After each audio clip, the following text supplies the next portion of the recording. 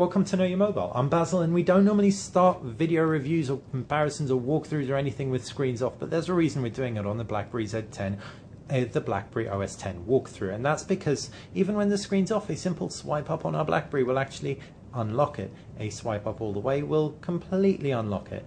So if we try that again, swipe up, we'll start to unlock our phone, swiping up all the way, completely unlock our phone from off. Really cool, huh? Maybe not if you have really thin lining in your pocket, but we didn't have a problem with it. So now we're going to actually look at the user interface, and the first screen that pays us a hello is the apps drawer. The applications drawer indicates all your applications installed, which can be organized into folders, as you can see. It's very, very simple to do so. Just a simple drag of one icon on top of another will actually create a folder which you can then name. I'm going to cancel that though, and I'm going to talk you through some more of the UI. Pulling down from the top to bottom, and you've got this quick set toggle screen. You can access a general overview of all your settings, or just some really key elements that you might want to tweak, such as rotation lock, Bluetooth, Wi-Fi, alarm, and notifications. Up at the top, you've got battery life meter, you've got alarm, NFC indicator, clock, and reception, or signal as you Americans like to call it.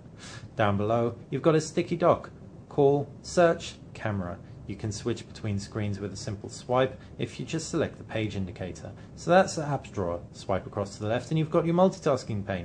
Apps can be sent into the multitasking pane with ease. If we open up an application, for example, we'll open up Remember, we can just swipe up as we did to unlock, and it'll send it straight through into that multitasking pane.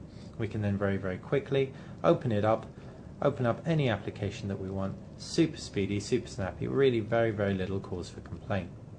As you can see, heavily gesture oriented, it doesn't end there. If we take another swipe across to the left, we can see our BlackBerry Hub.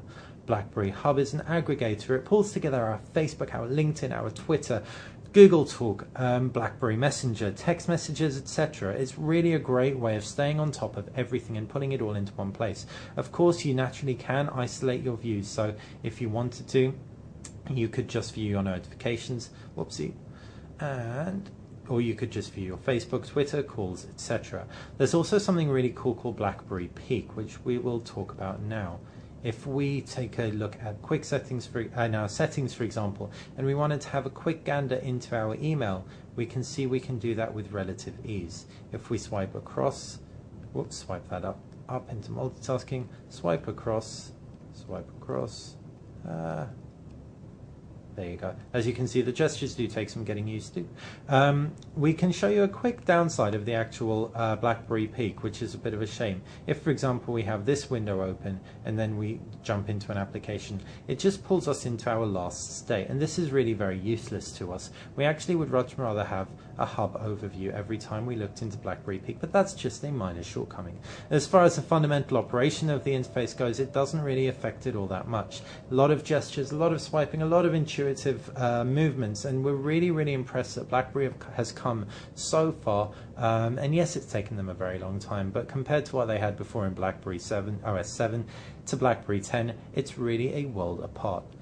So that has been a video overview of BlackBerry 10 using the BlackBerry Z10 as a example handset. We can't wait until it lands on the BlackBerry Q10 with a more traditional BlackBerry form factor.